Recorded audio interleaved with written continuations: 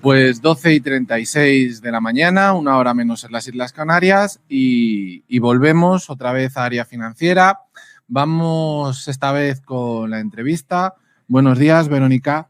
¿Qué tal, Sergio? Verónica está dentro del Departamento de Relación con Inversores Particulares, viene de Cobas Asset Management y la verdad que, como siempre digo, cada vez que viene alguien de Cobas, un auténtico placer.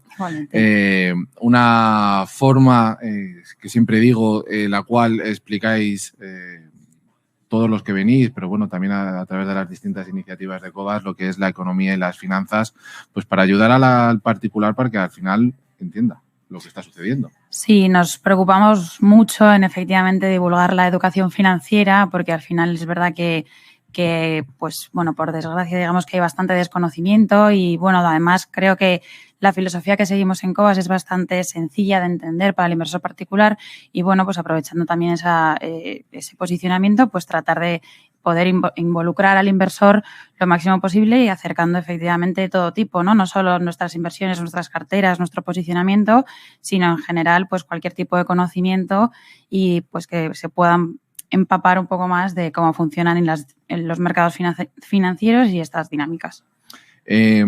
Para hoy vamos a hablar un poquito de lo que es la macro en general y otras veces o se empieza a hablar, mejor dicho, empiezan a ver, no sé si Verónica estará de acuerdo con lo que voy a decir, que es como que hemos dado con la guerra de Ucrania un pasito para atrás y hemos vuelto a la época de ese oscurantismo de la Guerra Fría, donde para ir a invertir antes mirábamos tipos de interés, si los países, tenían políticas más liberales y ahora hemos vuelto otra vez a ese impasse donde primero antes casi de invertir muchas veces hay que ver primero un poco la geopolítica, si ese país está alineado con Estados Unidos, con Europa y ahora con Rusia, con lo cual esa forma ahora a lo mejor de invertir hay que tenerla en cuenta y ahí puede trastocar algunas carteras.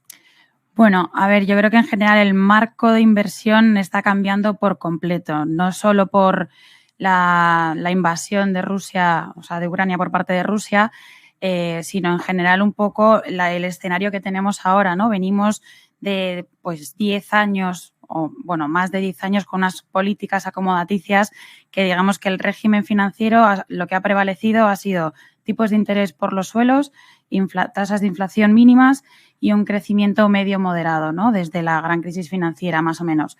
Entonces, eso ha provocado, pues, unas distorsiones, digamos, bajo nuestro punto de vista, a la hora de asignar o de tomar decisiones de inversión por parte de muchas, tanto particulares como, bueno, como instituciones, ¿no?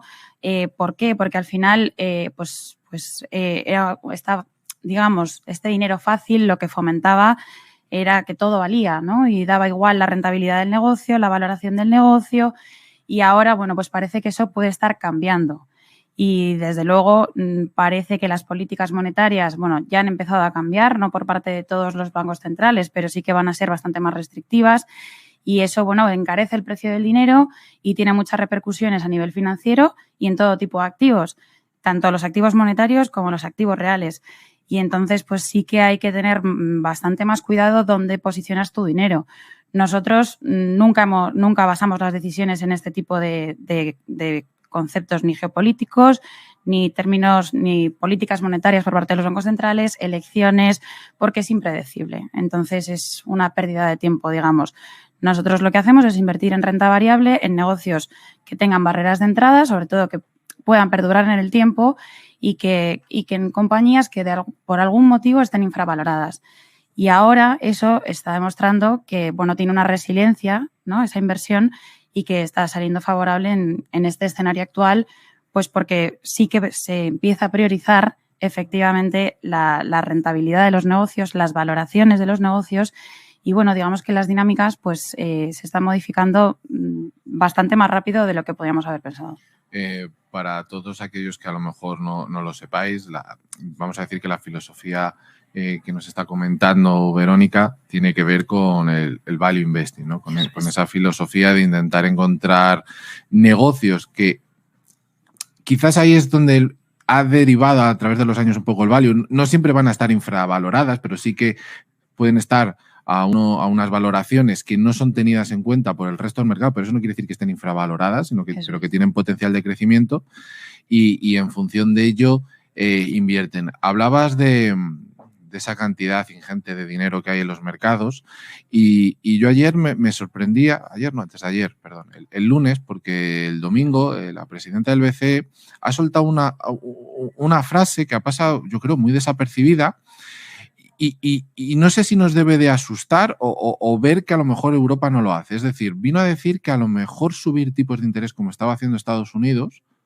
no era el camino adecuado, porque ella hablaba de que, si cogemos un libro de texto típico de economía, nos habla que cuando hay inflación por parte de la demanda, sí que para enfriar esa situación se suben los tipos. Pero claro, aquí no estamos teniendo un problema en sí de demanda, sino que es de oferta, tanto materias primas, en general, las metemos todas ahí en un saco. Entonces, eso nos puede hacer pensar, aunque hemos visto a De Guindos, por ejemplo, y algún otro miembro de la FED que hablan de que a lo mejor en julio haya subido de tipos, ese factor, aunque no es geopolítico como estamos hablando, puede afectar, porque al final vosotros que sois los institucionales, también en función de lo que digan o no, a lo mejor ahí también te la tiro un poquito para si estoy equivocado o no, cuidado donde nos vamos a meter a lo mejor a invertir porque no se hace eso que se está esperando.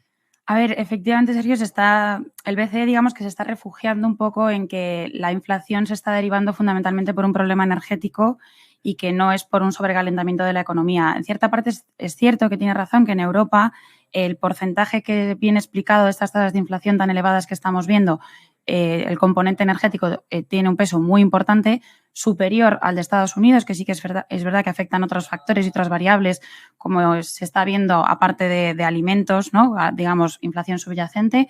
Es verdad que tiene unas presiones salariales muy por encima de lo que estamos viendo en Europa. Dicho lo cual, que no sea la herramienta que se tenga que usar, bueno, nosotros eso no lo vamos a decidir y no sabemos lo que van a hacer efectivamente. El mercado es verdad que está empezando a descontar ya subidas de tipos también por parte del Banco Central. De momento, lo único que han afirmado es que terminarán con su programa de compras, ni disminución de balance. Es un mensaje mucho menos agresivo que por parte de la Reserva Federal, sin duda. Dicho lo cual, como he dicho, no sabemos lo que van a hacer y efectivamente, aunque implementen medidas más restrictivas, puede durar un mes y luego vuelven. Nosotros, ante esta situación, lo único que tenemos claro es que hay que tener una cartera defensiva entre una estrategia de un escenario inflacionista, porque eso es innegable, ¿no? Ya no solo por efectivamente la revalorización de las materias primas, que inevitablemente va a generar más inflación, sino porque todas las políticas monetarias implementadas y esta inyección de liquidez tarde o temprano iban a generar inflación y lo están demostrando. Los incrementos salariales, independientemente de que se estén dando más en Estados Unidos, las presiones salariales se están dando a nivel global y eso es una presión inflacionista mucho más estructural y más difícil de que se disminuyan. Las interrupciones en la cadena de suministros continúan, con lo cual va a seguir siendo palpable a nivel inflación. Digamos que hay un montón de variables que, desde luego, lo que dejan claro es que la inflación transitoria de momento no parece que vaya a ser. Y ese es nuestro posicionamiento actualmente. No hemos construido las carteras para un periodo inflacionista, pero sí que hemos podido analizar ya porque efectivamente, aunque este ruido se haya exponenciado mucho más este 2022, la inflación lleva estando a lo largo de todo 2021 y sí que hemos podido monitorizar que nuestras carteras en ese sentido pues se están no solo por cómo se están comportando las cotizaciones, sino las noticias, la publicación de resultados de las compañías y bueno, el conocimiento que tenemos nosotros de los negocios, sabemos que tienen el grueso de las tesis una cobertura muy buena ante la inflación y eso es lo que consideramos ahora mismo primordial para estar medianamente tranquilos. Has hablado de un término que muchas veces al particular se les escapa, los escuchan, pero no acaban de tenerlo en cuenta y te pediría que si puedes lo expliques cuando se suele hablar de fondos defensivos, compañías defensivas, exactamente a qué nos estamos refiriendo. Bueno, supongo que habrá muchas formas de definirlo, ¿no? Al final, defensivos, lo estrictamente, lo literalmente defensivo, que se entiende por defensivo, es cuando un negocio, independientemente del ciclo económico, no sufre, ¿no? Es menos estacional la recurrencia de su facturación. Dicho lo cual, un negocio que se puede estar categorizado como cíclico por el modelo de negocio que pueda tener la compañía en sí, puede tener una cobertura que le haga mucho más defensivo. Como, por ejemplo, puede pasar en nuestro caso, tenemos una inversión bastante grande en compañías de transporte marítimo, ¿no? De petróleo y gas. ¿Es un negocio cíclico? Sí. ¿Qué pasa? ¿Cómo funcionan estas compañías? Con negocios a largo plazo, con contrapartidas muy sólidas, con precios muchas veces fijados, con lo cual les dota de una cobertura y una visibilidad de generación de flujos de caja muy grande, pese a dedicarse a un negocio dentro de una parte cíclica, ¿no? Entonces, bueno, pues es identificar este tipo de compañías. No necesariamente tienes que pasarte a consumo estable, digamos, para poder tener un fondo de inversión defensivo, sino que los negocios realmente pues tengan barreras de entrada que les dote de cierta manera de ese componente defensivo.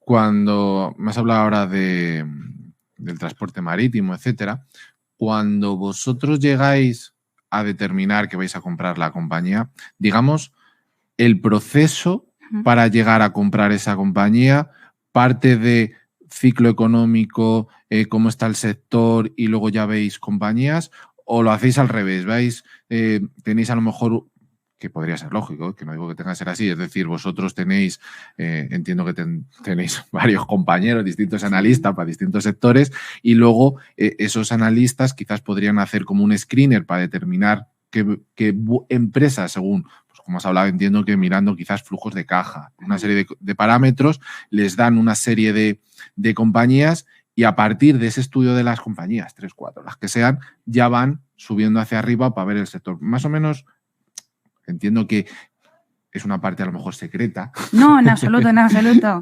Pero ¿cómo? Lo digo de cara muchas veces porque los particulares, cuando os escuchan hablar a los profesionales que venís de la gestión, escogemos esta compañía, pero el particular, porque a veces me lo hacen llegar a mí, es ya, pero esa empresa que acaban de encontrar, ¿cómo la encuentran? Porque está claro que vuestro trabajo es estar ahí 8 horas diarias, yo sé que a veces es más, pero trabajan para eso. Cada un particular no tiene ese tiempo. Entonces dice, claro, ¿cómo voy a yo a...?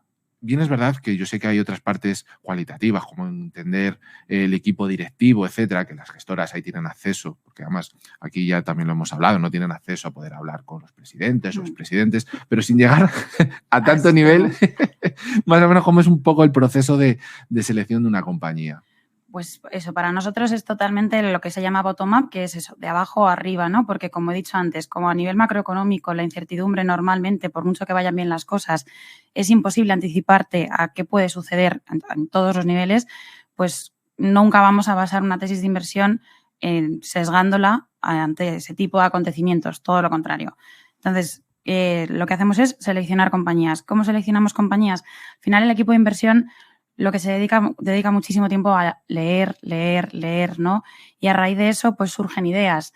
El screening que tú comentabas antes, lo único que podría monitorizar un poco a lo mejor son compañías que han caído mucho y el ver por qué se ha derivado esa caída y si a lo mejor es una oportunidad de entrada en ese valor.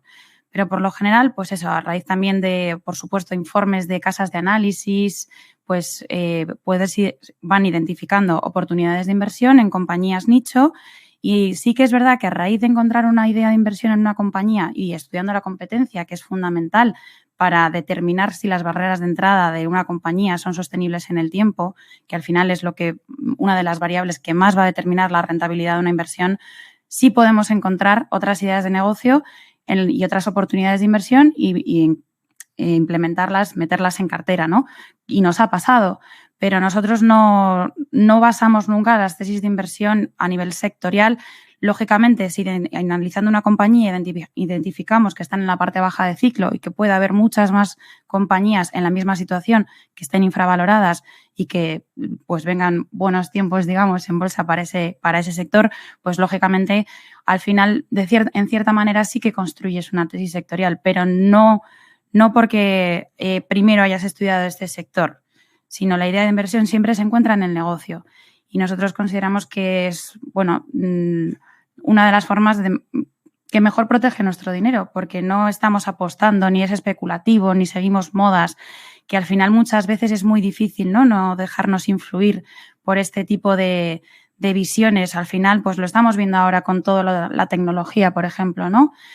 Tanto las grandes como las más pequeñas, pues como a raíz del COVID, todo lo que estuviese relacionado, tuviese sesgo tecnológico, independientemente del modelo de negocio, de la rentabilidad o del histórico que tuviesen de vida, pues la gente invertía y unas revalorizaciones, estamos hablando incluso de triples dígitos, ¿no? Y ahora mismo eso se está rompiendo porque, como decía al principio, sí que está empezando a ponerse encima de la mesa la importancia de la rentabilidad de los negocios, de la sostenibilidad y en un escenario de inflación lo que va a marcar la supervivencia de una compañía o no es el poder pasar el incremento de costes al cliente final. Si tú no tienes la solidez y la resiliencia financiera o incluso esas ganancias palpables para poder mejorarlas y mejorar los márgenes, aunque tus costes se incrementen, si no tienes esa solidez, pues lógicamente no vas a sobrevivir, ¿no? Y bueno, estamos viendo la corrección que han tenido todas las tecnológicas, ya no solo este año, sino desde hace un tiempo, que prácticamente en su gran mayoría pues están por más o menos incluso en niveles de antes previos a la pandemia. A esto que estabas diciendo, ayer yo lo toqué aquí en el programa, estuve hablando de Netflix, con independencia de lo que ha pasado últimamente, pero Netflix, Zoom, toqué también Zalando, también alguna Moderna, etcétera. Si tú ves todo el proceso, prácticamente casi todas tuvieron el pico bajo a mediados de marzo, 15, 16, y desde ahí todas tienen un empuje hacia arriba y todas empiezan a caer. Vamos a hablar, o voy a hablar de Netflix porque es la que está ahora como de moda. Claro, tú ves más o menos sus máximos, pero claro, sus máximos que empiezan a caer desde mediados de noviembre, alguna puede que incluso en octubre, pero vamos a poner noviembre también, empiezan todas a caer. Yo no sé, bueno, ahí pueden ser tesis de inversión, por qué cae, ¿no? Dentro de Netflix puedes entrar que si sus amortizaciones, otra serie de consideraciones, pero yo creo, ahí también me dices tú un poco si quieres tu opinión, si justamente más por esas fechas es cuando se empezaba a hablar de que iba a haber subida de tipos en Estados Unidos. Entonces yo no sé si, como por regla general, todas estas empresas que empezaron como startups están muy endeudadas, esa idea de que se empieza a hablar sobre esa situación las está perjudicando, quizás en muchos casos más allá de donde debería, ¿no? Es quizás, porque hay algunas tecnológicas, como dices, que se entiende que bajen, pero su negocio no es tan malo como para que bajasen tanto, ¿no? Claro, a ver, es que aquí hay dos cosas. Efectivamente, por una parte está el impacto que tienen las valoraciones, efectivamente la subida de tipos de interés. Entonces, cuando tu crecimiento depende mucho más de largo plazo y estas compañías que se caracterizan por eso, por crecimientos muy fuertes, pero dentro de bastante más tiempo, el momento en el que se producen esos crecimientos cobra importancia, porque claro, si suben los tipos, ese crecimiento a día de hoy vale mucho menos. ¿Qué pasa? Que hemos estado acostumbrados a que los tipos de interés estaban por los suelos y daba igual cuando se produjese ese crecimiento. Ahora cobra importancia. Luego, aparte, también el tema de la inflación, ¿no? De cómo pueda repercutir o no, como he dicho, el incremento de precios. Y bueno, pues por lo general, si no tienes una estructura de costes todavía bien consolidada, pues cuando se pone a prueba por este impuesto, ¿no? que es la inflación, pues lógicamente tu negocio se puede desestabilizar y efectivamente si tus crecimientos están incipientes, si tú encima tienes por delante una expansión y no tienes una estructura de costes consolidada, ni una recurrencia, sobre todo, de crecimiento que te permita pues implementar ese crecimiento adicional, pues probablemente tengas que financiarte y, lógicamente, también te va a repercutir este incremento en el coste de financiación que supone la subida de tipos de interés. Entonces, digamos que las dinámicas que han estado favoreciendo durante todos estos años a este tipo de compañías ahora está yendo en contra. Entonces, efectivamente, hay compañías que se las ha penalizado porque no han sido buenos negocios nunca, lo que pasa que antes daba igual. Y ahora, efectivamente, hablando de las grandes, que lógicamente nadie nunca ha dicho que sean malos negocios, sino que durante mucho tiempo no eran una buena idea de inversión y eso es lo que se está plasmando ahora mismo. Que la recurrencia con la que se ha premiado las cotizaciones de estas compañías, la recurrencia de los incrementos en facturación, no era no era real o no tan palpable, y efectivamente, como tú comentabas, Sergio, se ha demostrado con Netflix. No va a dejar de existir, no va a dejar de facturar ni de crecer, pero no los crecimientos que han descontado sus cotizaciones, y por eso se las está penalizando tanto. Nos queda apenas un minuto y poquito. Te quería preguntar un poquito por los fondos de Cobas, para que, como siempre digo, no sabemos quién tenemos al otro lado, y para que explicaras así, yo sé que te dejo muy poco margen, para que explicaras un poquito los 2-3 fondos que pueda tener Cobas, si son más europeos o son internacionales, para que el que nos esté escuchando pues pueda entenderlos un poquito. Vale, bueno, pues a ver, en Cobas tenemos 2 carteras principales, tres carteras, 2 son internacionales y una es ibérica. Es Cobas Internacional, que invierte a nivel global, a excepción de la península ibérica, porque para eso tenemos Cobas Iberia, que es todo lo contrario, ¿no? Que invierte en compañías que coticen en España y Portugal o tengan su base de operaciones en la península ibérica, aunque coticen en otras plazas. Y el conjunto, digamos, de estas dos crea lo que es Cobas Selección, que, digamos, vendría a ser nuestra cartera modelo, que invierta un 90% en la cartera internacional y un 10% Iberia. Y, por otra parte, tenemos la cartera Grandes Compañías, que invierte también a nivel global, aquí sin ninguna restricción geográfica, lo que sí es la limitación en cuanto al tamaño de las compañías, que el 70% tiene que tener un tamaño en bolsa superior a 4.000 millones. Pero vamos, todo sigue una filosofía de inversión value, con el mismo proceso que hemos comentado antes, y a nivel sectorial, pues más o menos tienen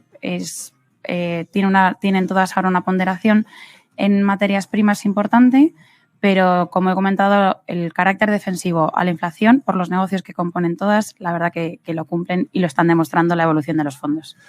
Pues muchas gracias, Verónica, por venir. Espero que hayas estado a gusto. Sabéis que siempre os digo a todos los que venís de Cobas que esta es vuestra casa, que es un placer teneros aquí.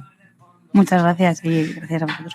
Y nada, nos despedimos ya hasta mañana. Y, como siempre, atentos a lo que va sucediendo con la guerra, porque es lo que está condicionando muchas veces la economía. Nos vemos. Un saludo.